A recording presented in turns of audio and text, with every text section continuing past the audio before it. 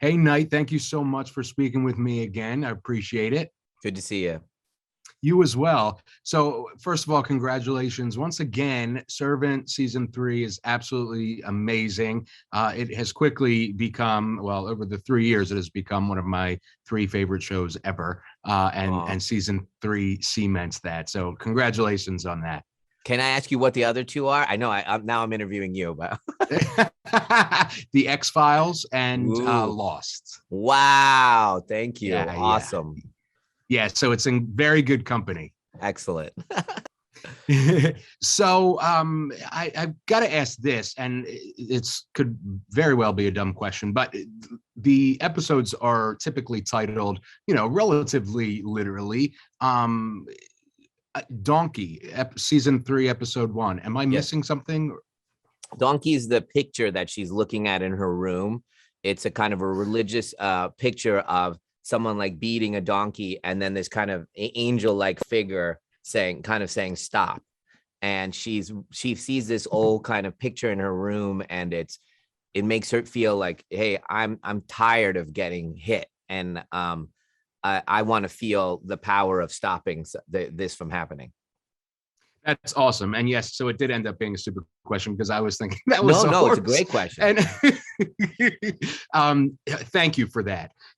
Season three, I was just talking with Nell and Lauren, and I lost my mom in the end of March to pancreatic cancer, and so this, for me, Servant has kind of taken where I kind of thought Dorothy was crazy in so many ways, watching the prior two seasons. I really felt for her much more in season three. And I think part of that's personally, but also her journey as a character, where you really, I think it really hits home, at least for me, that this is just a mother who was desperate to do anything to bring her baby back.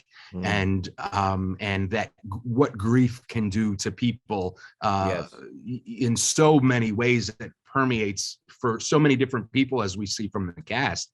Do you think that these characters' journeys are grief playing out? Yeah, I think it's the avoidance of grief that we're watching. And first of all, I'm sorry to hear that. And the kind of ephemeral nature of our lives and our relationships with, especially our loved ones, is a hard thing to accept, that it's finite, and it's not always going to be this way. And I wrote down a thing on my desk, which was about this movie is about the avoidance of grieving. But grieving is acceptance, and acceptance is being in the present. And you can't move on until you've accepted what's happened. And I think that engine of the show, that drive of making these 40 episodes about this conversation primarily, is what's very interesting to me.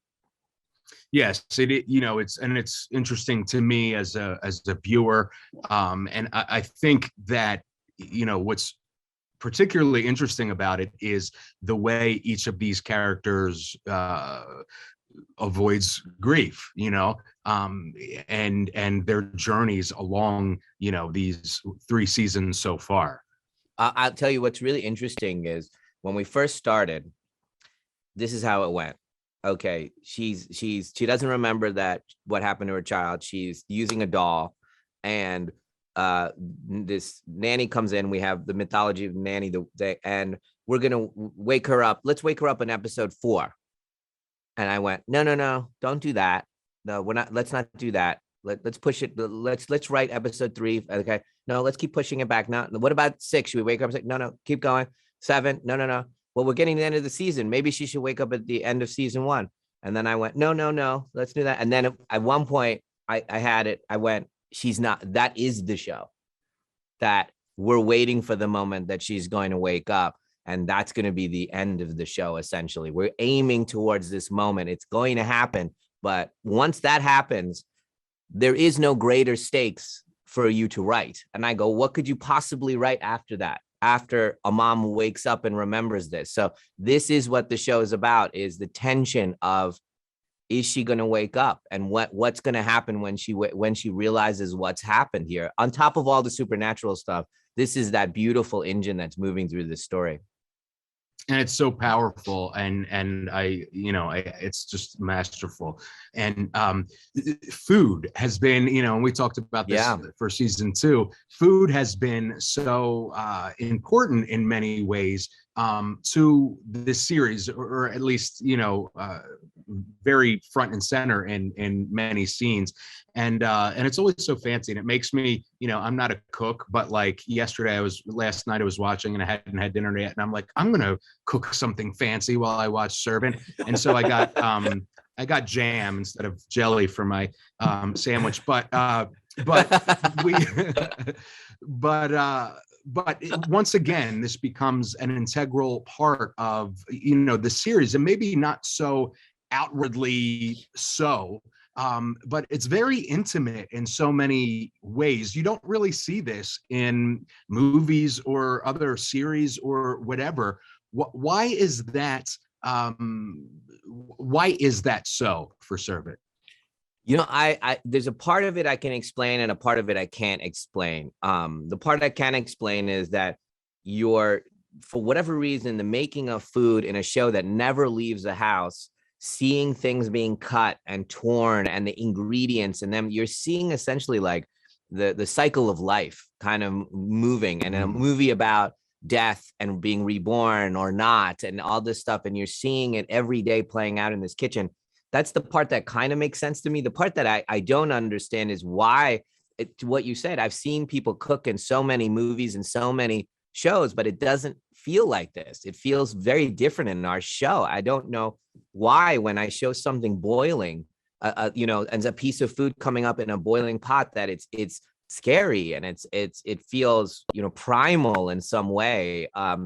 It's something primitive about it that we're seeing in the middle of all this opulence and the suffering that they're not admitting that they're having. There's rage in it. There's violence in it. I don't know why in this show it feels that way, but it does. It really does.